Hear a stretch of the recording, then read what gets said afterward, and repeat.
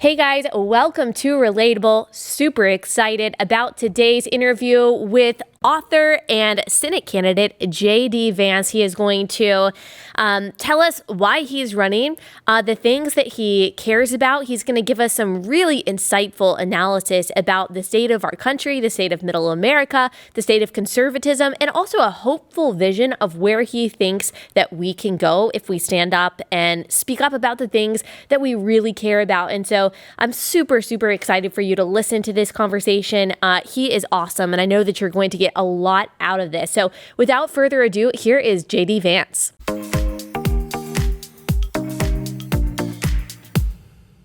J.D., thank you so much for joining us. For those who are not familiar, can you tell us a little bit about where you come from?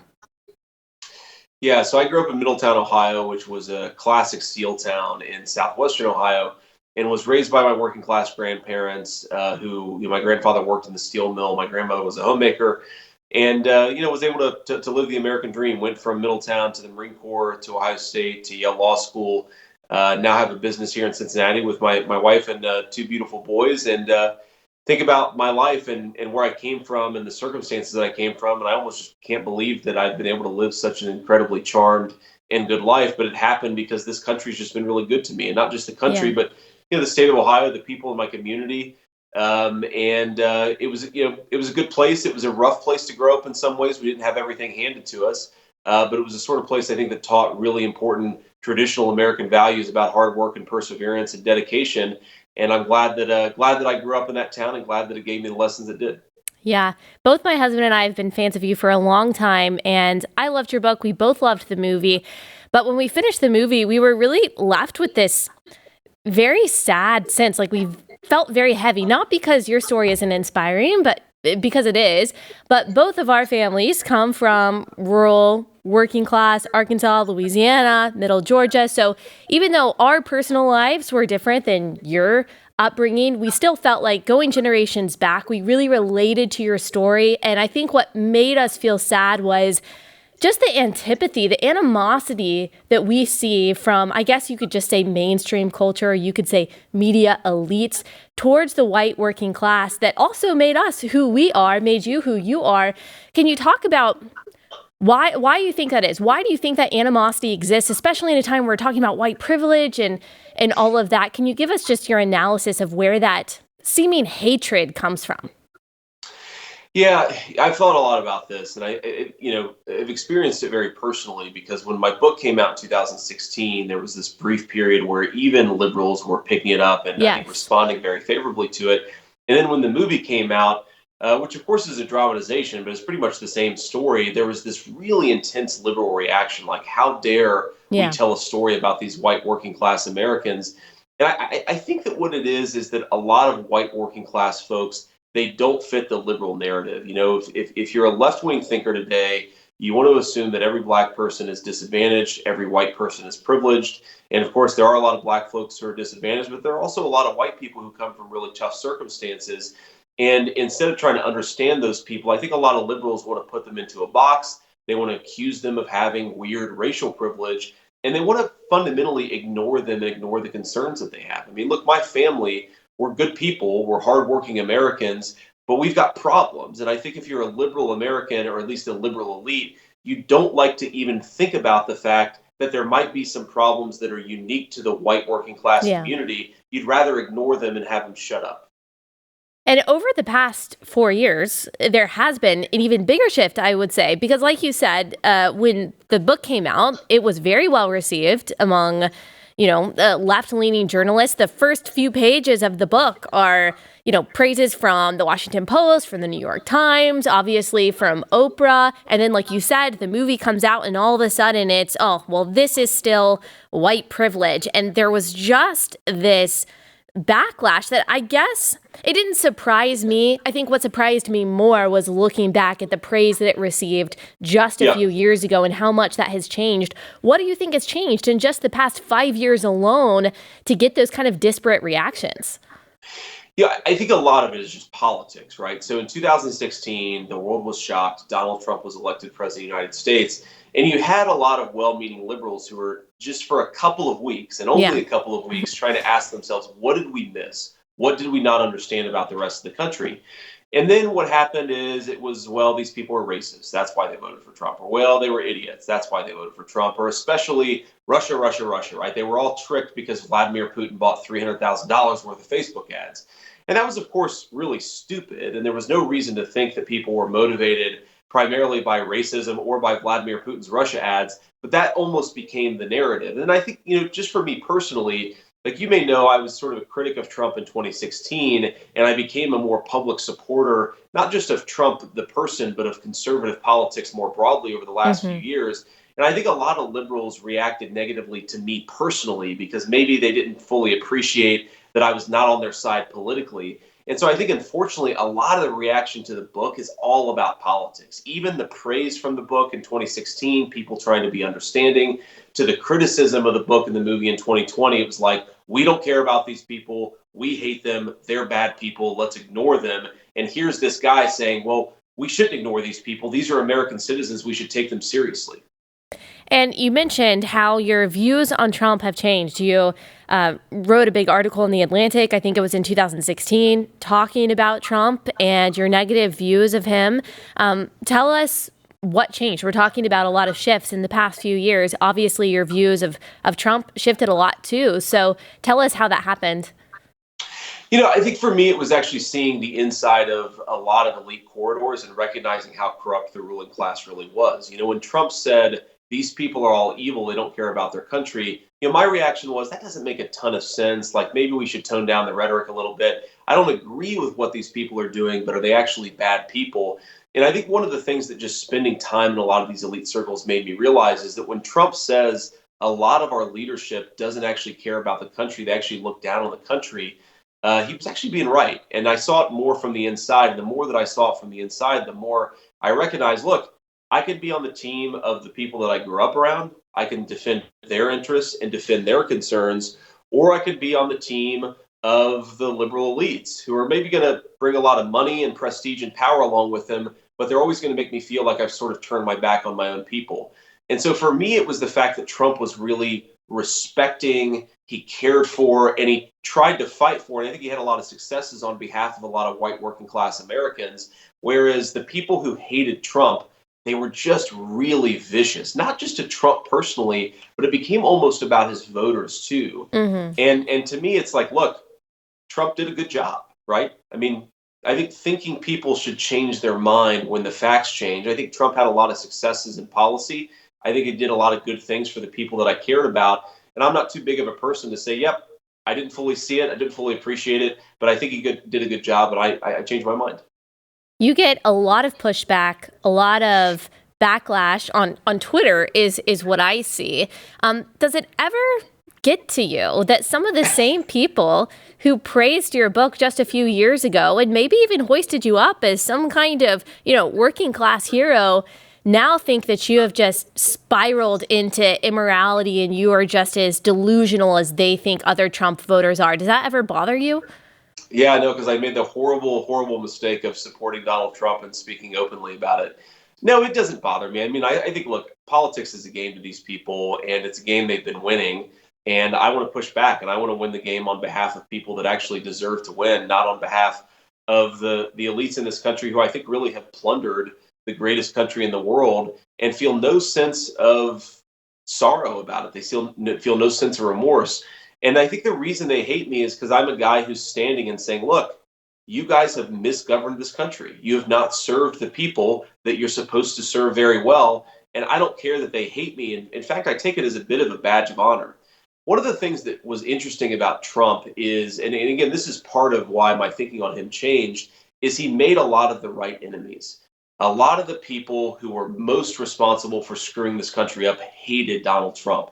And I take a certain amount of pride in the fact that those same people also seem to hate me too. And I don't think they'd spend any time or any words denouncing me and calling me a terrible person if they didn't actually fear what I represented. And so I'm actually happy that a lot of these folks are turning against me. I don't let it bother me at all.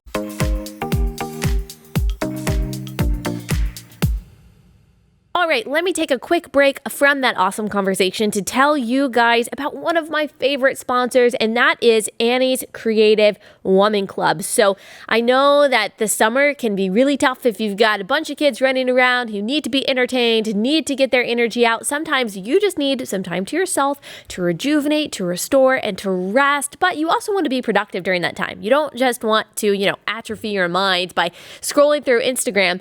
Annie's Creative Woman Club is a really great solution to that problem. They make me time easy by sending all the instructions and special supplies that you need to make a picture-perfect craft project. So you can try your hand at crafts like painting, like needlecraft, like beading, candle, and soap making, a whole lot more. Whether you like the latest techniques or classic favorites, Creative Woman Club has the variety to keep your crafting feeling fresh and engaging. The best part is they make it so easy. They send everything that you need right to your door. You don't have to go to the craft store hunting for supplies. You don't have to worry about looking up instructions on YouTube. They give it all to you right there. So go to annieskitclubs.com/Allie.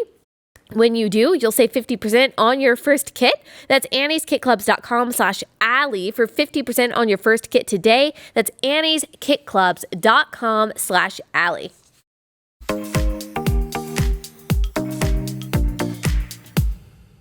Before we get into a conversation about some of the policies that you are advocating for as you are running for Senate, as we're talking about kind of an evolution and shifts and change, I want to hear a little bit about your faith journey. This is a Christian podcast.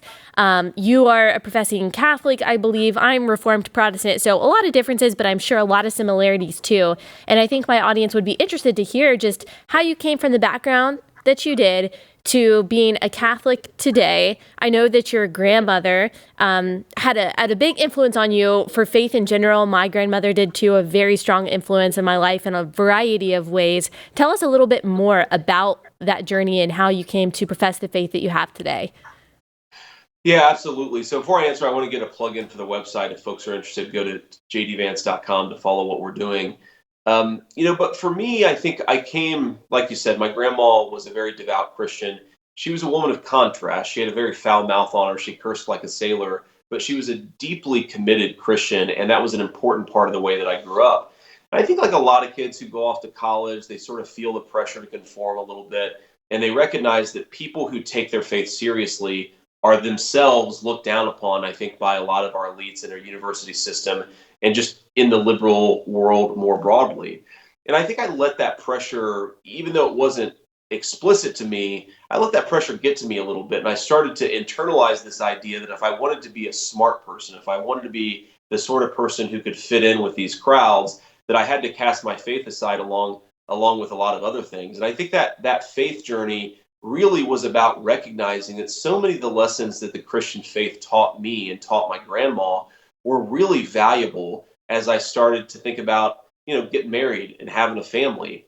And the big thing to me is that I recognize that, elite America takes a kid like me from a working class background, and it makes them obsessed with all of these things, with achievement, with what kind of job you work in, with what kind of college degree you have. You want your kids to get into the very most elite university that they can.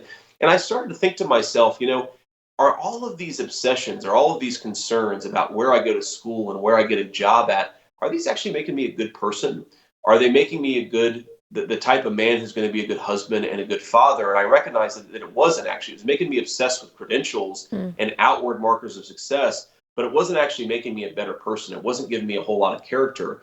And the more that I thought about it, I thought, well, the philosophy that has taught me the most about character and about the things that really matter is the Christian faith. And so maybe I should start taking this a little bit more seriously. And, I converted to Catholicism a few years ago, and really aren't a whole lot of Catholics in my family. And I think for me, it was really a few things. I think, one, I really liked the oldness of the Catholic Church. I felt like the modern world is so constantly changing and in flux. And here was this church that was really committed to some of the old traditions. I liked that. I liked the oldness of the church, for lack of a better word. I also liked the fact that I felt like the Catholic Church hadn't compromised on a couple of key moral issues. The Catholic Church had stayed really committed on this idea that marriage is an important foundational civilizational value. You can't just discard your husband or your wife like they're a dirty pair of laundry. And I think that recognition that the Catholic Church had stayed very true on a couple of those key moral issues made me really attracted to it. But it's also just, a lot of this stuff, we try to overthink it and over intellectualize it. I had a lot of good friends who were Catholics. I met a couple of good Catholic priests who really, I think, understood where I was coming from in my faith journey. And so I don't want to pretend that I overthought it too much, because really it was just, I felt at home in the Catholic Church. We found a good parish here in Cincinnati that's been a good church home for us. And it's been the best decision I ever made, is not just returning to the faith, but taking it seriously and letting it influence how I think about, morality and character and virtue, and how do you treat people, and what's really matters, and what are you going to be remembered for when you die. It's not where you went to school, it's the people that you met in your life, and whether you can actually make an influence in their lives and have a real impact on your community. That stuff matters a whole lot more than I think what the elites often tell kids like me to worry about. Yeah. What are those moral issues that a lot of Catholics have been very strong on? And I would say just the Catholic Church in general has been very strong on, and the evangelical church has also been strong on, is abortion. That is one of the moral issues that we talk about a lot on this podcast. Can you tell us your position on that, personally, morally, and also just policy-wise? Yeah, so, I'm a pretty down the life, pro-life conservative. I really always have been. Even when I drifted away from the church, I always just cared about the abortion issue a great deal. I think those Christian morals were still influencing me. So I'm not a fan of, the various exceptions that are placed in. I think obviously, there are situations where maybe the life of the mother is threatened, where, look, we've obviously got to recognize that there are tough circumstances and tough decisions to be made. But I really think that from the moment of conception, we should be protecting the life of the unborn, and we should be doing that, not just because it's important for the unborn, obviously. I think it's obviously a grave moral sin to take the life of an innocent person. That's one reason I care about the abortion issue. But I also think that abortion has really taken something from us as a society. And that thing is the recognition that babies are blessings to be cherished and nurtured, and not inconveniences to be discarded. And when I think about the cultural effect of abortion on our society, what I worry the most about is that we've become almost an anti-family and anti-baby culture. Mm-hmm. We sort of we get annoyed at the loud baby who cries at a restaurant or on an airplane. We don't actually honor the people who bring life into the world. We tend to tell young women that it's more important, and young men that it's more important that they go and achieve at the workforce instead of raising and supporting great American families. And I really think that's the consequence of abortion. The wages of abortion is that it's taught our society not to value human life and not to see babies as something that we need to cherish and nurture. And that, to me, is the most damaging effect of this. I really care about the life of the unborn, but I think it's not just harm to the unborn. It's actually harmed our whole society and how we think about questions of life and questions of family. Yeah, you alluded to the disintegration of the family, which I agree is a big problem, seems to be an increasing problem. Do you think the government has a place in providing solutions to that problem? Obviously, I believe it's a spiritual and cultural and moral problem primarily, but does the government have any place in incentivizing the cohesiveness of families, starting a family? Where do you think the government plays a role, if any? Yeah, I think that there are some countries actually in Eastern Europe that take the right approach to this, to recognize that we need to support families in this country. It's the most important, they're the bedrock of our entire civilization and society.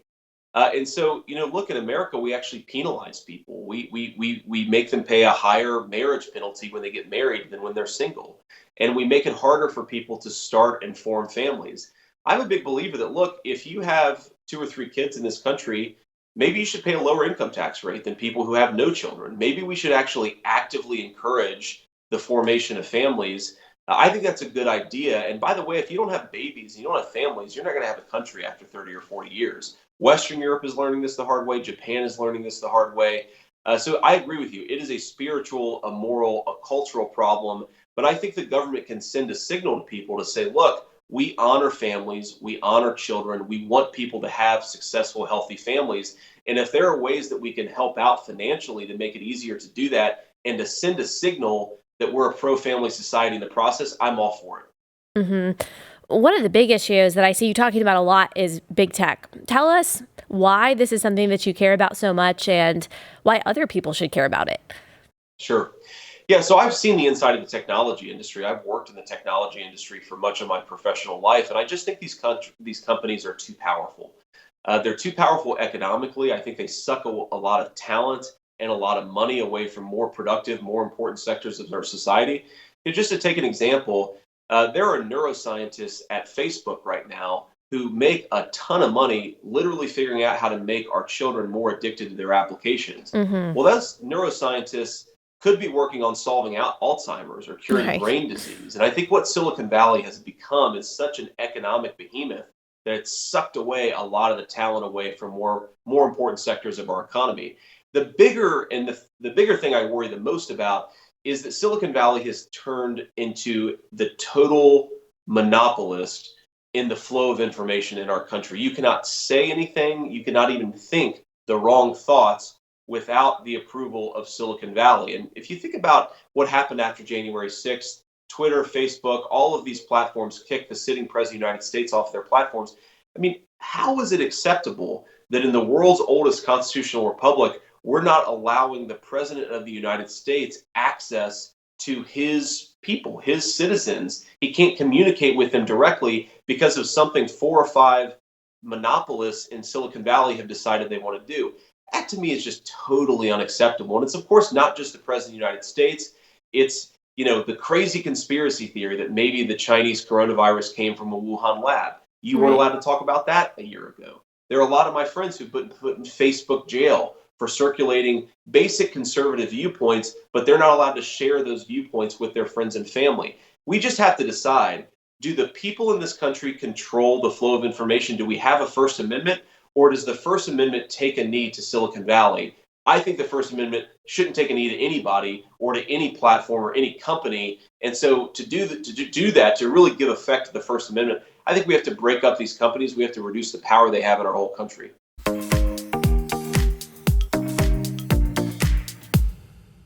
Okay, guys, I don't know what my husband and I would do without Good Ranchers. We love our meat from Good Ranchers, and we especially love knowing it's not just high quality, it's not just ethically raised, sustainably sourced meat. It is also meat that is supporting American farms and American farmers. You might not know that 80% of the craft beef or the grass-fed beef sold in the United States is actually imported from overseas. So it's very rare that when you go to the grocery store and you're picking up your grass-fed beef that you are actually supporting American farmers. But Good Ranchers makes sure that you are all of their meat. They're better than organic chicken. Their grass-fed beef is all from American farmers. And these are farmers that Good Ranchers knows personally. They've traveled the United States. They've met with the actual farmers that raise the livestock to ensure the product that they are sending to your table is the very best. What I love about it too is that it really just makes your life easy. All you have to do is go to goodranchers.com/Allie, and then you pick the meat that you want. You can make a one-time order just to see if you like it, but you actually save a lot of money if you go ahead and subscribe. So you get your box of frozen meat every month, and when you do that, you get $20 off. You get free express shipping, so it just makes the most sense. Like, you're getting high-quality meat for a really low price. All the meat comes individually wrapped on dry ice. It's ready to grill or ready to put in the freezer. You can get pre-marinated chicken, too. That makes things really convenient. That's what we do. So it's just all around a great product, a great service. It also works as a great gift, maybe like your husband's birthday or your father-in-law or something like that. We've given it as a gift before, and it's always a hit. So go to goodranchers.com/Allie to get that $20 off and free express shipping. Go to goodranchers.com/Allie, goodranchers.com/Allie.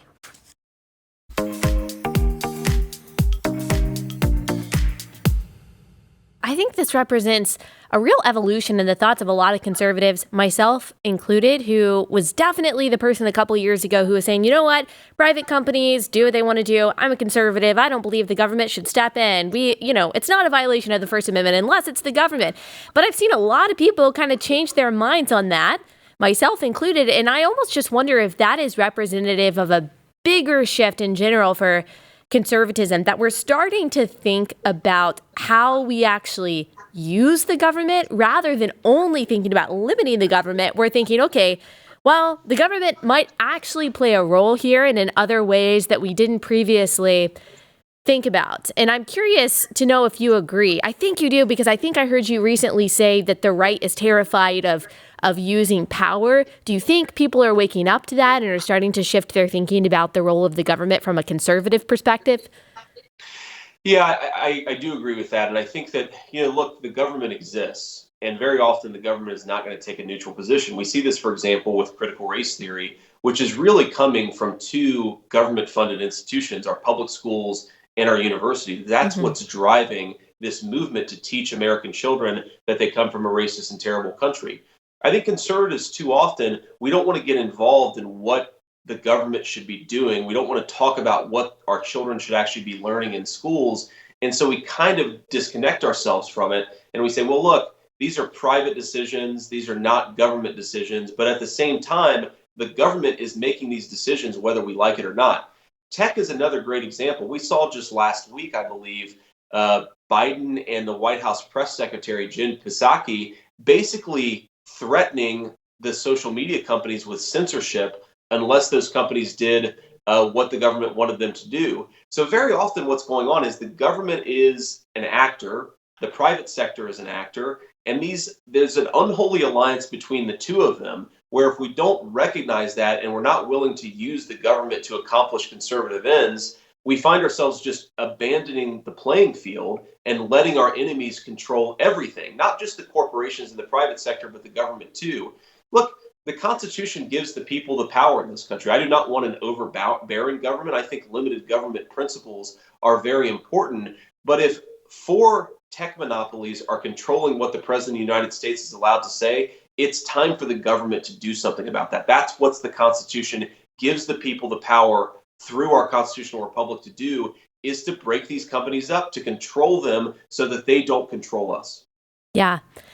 I am wondering what you think about the debate that I saw happening on Twitter this week, kind of between people who would probably identify as libertarians and then social conservatives, about kind of what conservatism actually is, or what the future of the Republican Party is, what the future of conservatism is. There's kind of one side who thinks that, okay, it's just small government constitutionalism, the government not really doing anything, and we just allow people there's not really a moral foundation for conservatism. It's just whatever you want to do it. That's basically the basis of conservatism. Then you've got another side, which I would say I represent, that there are moral parameters and there's a moral foundation that is necessitated by the argument that conservatism makes, that we are endowed by a creator with certain inalienable rights, and therefore the government can't arbitrarily give them or take them away. What do you see the future of conservatism being? What do you think better represents just the average person who identifies as a conservative, that kind of socially liberal libertarianism, or the kind of social conservatism that might actually be a little bit more populist when it comes to economic issues?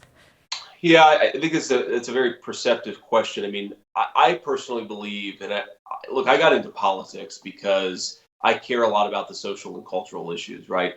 I do not care if Amazon pays a 9% tax rate over a 12% tax rate. In fact, I'd probably prefer, given its role in destroying our country, I'd prefer it to pay a higher tax rate. What I really care about is whether we're protecting life, whether we're protecting people's and encouraging people's families. And I care about whether you can live a traditional American conservative set of values in your own life without being fired from your job or without being attacked by mainstream culture. And if you actually care about those things, you have got to be willing to take a stand on some of these questions. You can't just say, well, we're going to let people do whatever they want to do. Because while we say people are going to do whatever they want to do, we just want to have a hands-off approach. The left is actively promoting their vision of society. Right. They're funding the things that they care about. They're punishing people for living a conservative way. I mean, you cannot look at what's going on with, the cake baker in Colorado who's had multiple big lawsuits come against him because he refuses to bend the knee to the social justice mob. They are not going to leave us alone. This is a fantasy that we can be left alone. We can do our own thing in the culture. The liberals can do their thing in the culture, and the best ideas are going to win. The liberals are using the state actively against conservatives. We have to be willing to push back against that, or we're not just going to lose a political battle, we're going to lose the entire culture. And I think that's what so many of these fights are really about, is whether conservatives are willing to use the power afforded us in the Constitution to push back against liberal overreach. If we're not, we might as well just give up now. Yep, I agree with you. Neutrality is a myth, certainly at this point. Maybe it has been for a long time, but definitely right now there's just no neutral ground. I also want to know what you think, and this might seem disconnected, but it's actually not, and I think you know this. I'm curious what you think the role China is playing in all of this, not just in the disintegration of our culture, but also in things like critical race theory and the self-loathing that we seem to be pushing upon Americans, the exporting of jobs that has really hurt our middle class. I see them playing a huge role in really all of these economic and social and cultural issues, and it doesn't seem that we're talking about it quite enough. What's your take on that? Yeah, we know that when the Chinese stole a lot of manufacturing jobs from the United States, that they built their middle class in some ways on the backs of the American middle class. And we saw what happened in communities like mine. Opioid addiction moved in, family breakdown moved in. And I think it goes to show that you can't totally disconnect the Chinese economic war against our country from some of these deep cultural problems that we have, the breakdown of the family, the opioid epidemic, and so forth. I happen to think that China is really excited about the cultural decay they see in the United States. I mean, you watch, let's say, an advertisement for the Chinese military, and it's about the motherland, it's about defending your country, it's about being a representative of China. You watch a military ad in the United States these days, and it's about almost diversity, equity, and inclusion, the corporate buzzwords. It's not about being proud of defending your country.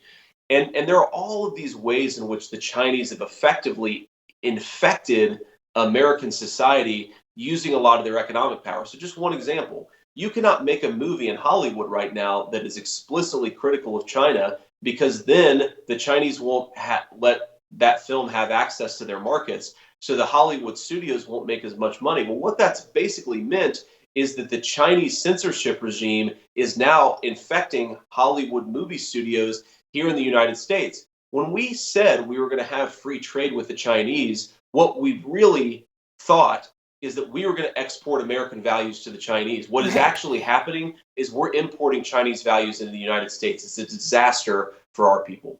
Yes. I mean, one of my favorite presidents, I have him quoted in my studio, Ronald Reagan, I would say played a huge part in this. Like, if you read his autobiography from the 90s, he really thought still that we were going to export capitalism, we're going to export democracy and freedom. And like you said, the exact opposite has happened, both under Republican and Democratic leadership. Do you sense that there are maybe politicians on both sides who see this problem and are willing to actually push back on this? Or are you kind of hopeless, especially under the Biden administration, that we're going to stand up in any kind of substantive way to the CCP? Look, I'm not happy about what I'm seeing from the Biden administration. I do think they've shown a fair amount of weakness in the last 6 months, and I'm sure the Chinese are looking to take advantage of that. I mean, who didn't notice the really embarrassing meeting between our Secretary of State and the Chinese leadership? It made us look just like a weak country, and I'm sure the Chinese took it that way. But I'm actually optimistic over the long term. The reason I'm optimistic is because there are a lot of good conservatives who recognize that you cannot defend the American nation unless you're willing to push back against the Chinese.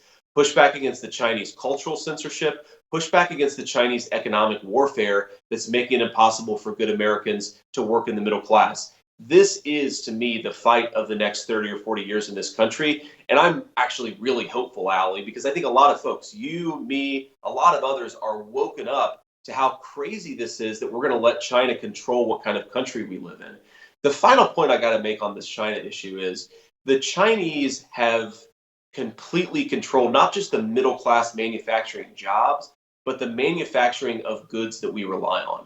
You can't buy a car right now because the cars all rely on components, chips, and so forth that are manufactured in China. You can't buy dishwashers, refrigerators, a lot of critical appliances that we need in our homes. And importantly, I've got a 4-year-old and a 1-year-old boy. You increasingly are not going to be able to get pharmaceutical ingredients unless the Chinese are willing to give us the components, because we've allowed them to make all the drugs. Drugs that were invented in the United States are being made over in China. And the Chinese during COVID last year even threatened us with the loss of critical pharmaceutical ingredients unless we bent the knee to them. Now imagine having a 4-year-old boy who has an ear infection Yeah. and you can't get antibiotics for that kid, even though the antibiotics were made in your country because the Chinese won't give you the critical ingredients. That's not freedom. That's Hmm. not the free market. And that's certainly not a life that I want to lead, where I have to have our president bend the knee to China so that my kids can get drugs that they need. Yeah. And I want to hear what you think some of the solutions are. You mentioned a few of them, but what solutions do you think that there are, not just in the political realm, but for people listening to this who just feel powerless? They feel like, okay, these powers are beyond me. There's nothing that I can do to change these institutions. In the past year, we've certainly seen just how power hungry so many of the politicians are and really truly do not have the best interest of their constituents at heart at all. And people who have woken up to this, like you said, they still feel like, well, there's nothing I can do. Who am I? I'm just one person. I care about my family and I want to help them, but I don't have the influence to be able to do anything. What's your encouragement to them? Well, my encouragement is we still live in the greatest country in the world, and we still really can affect change as people. I'll put another plug for myself. I'm trying to run for the U.S. Senate for the state of Ohio so that I can better represent Ohioans on all the issues that we're talking about. Go to jdvance.com if you want to help us out.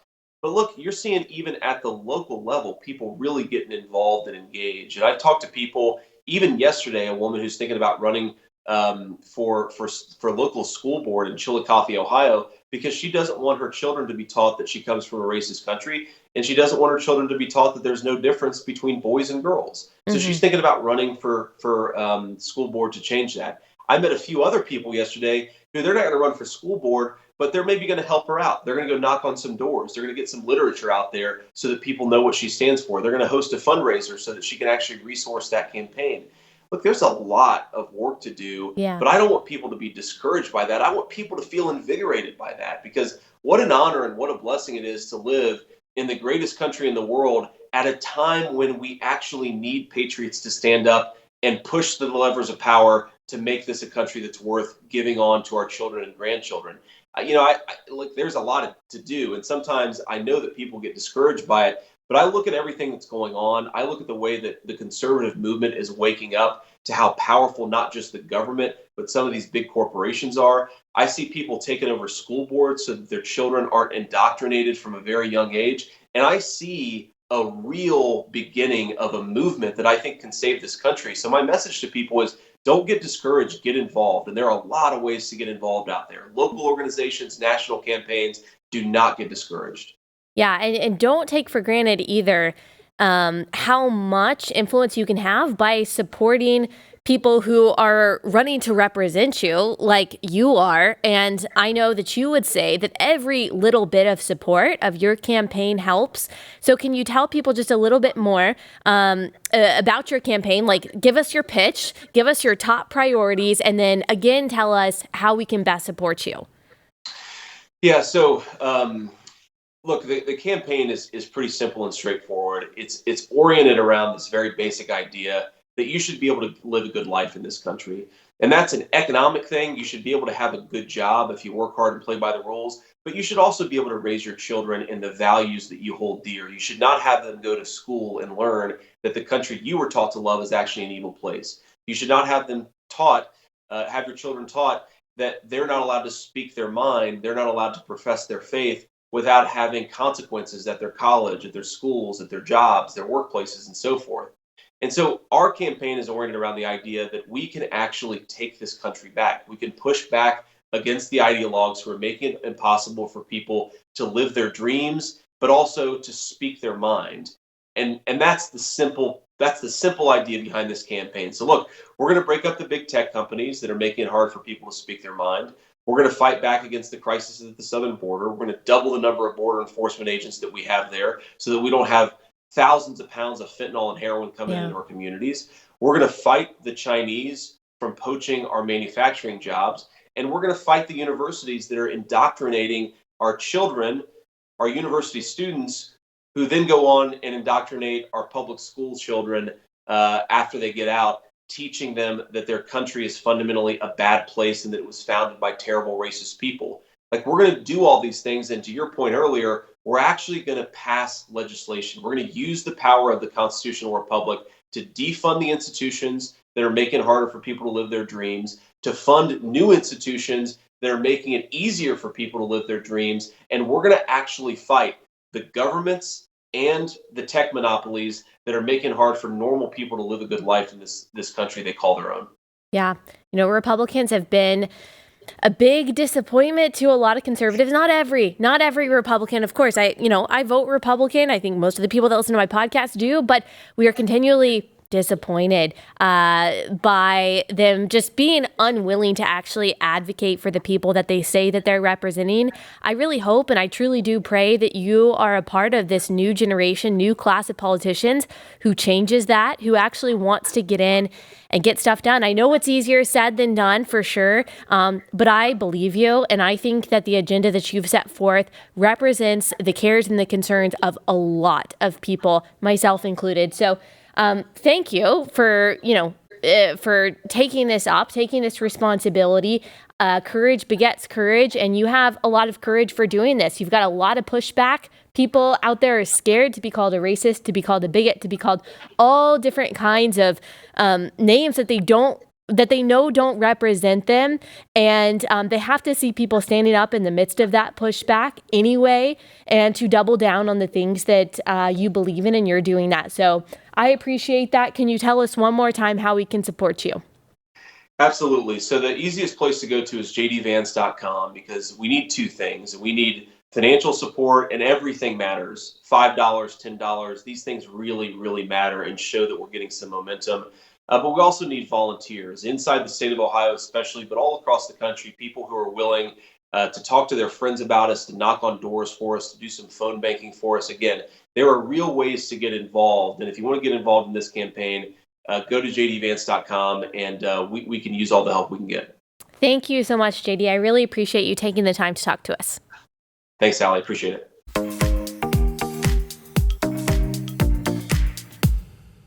Okay, one more break, you guys, to tell you about my friends at Alliance Defending Freedom. And I am really excited and honored to have them as a sponsor on my show, because the work that they are doing is so important. They have been standing up for religious liberty, for the sanctity of life, for free speech, marriage, parental rights in America's highest courts. ADF does all of this at no cost to their clients, is completely funded by the generosity of patriots like you. So with the family, freedom, and even basic biological reality that we talk about a lot under attack in this country, ADF needs your support now more than ever. So a lot of you are asking me, how can I stand up? How can I fight? How can I do something? How can I make a difference? Well, maybe you're really busy and you don't have time to, run for the school board, or you don't have time to be involved in local politics. What you can do is you can send financial support to organizations like this who are on the front lines doing the fighting, and every little bit helps, whether it's $5 or $500. I know that ADF would appreciate your support. So go to ADF Legal.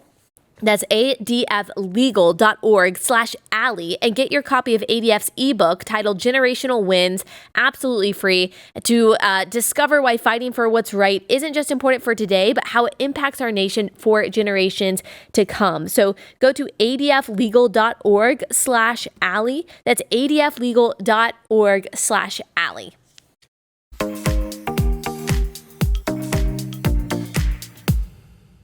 Thank you guys so much for listening to that episode. If you guys love this podcast, it would mean so much to me if you could leave a 5-star review on Apple Podcasts. Make sure that you also subscribe on YouTube. And as always, if you guys have suggestions, suggested topics, guests, please send those my way. I really appreciate you guys so much. You've got the best audience in the world. We will be back here on Monday to talk about some important and controversial topics. Have a great weekend.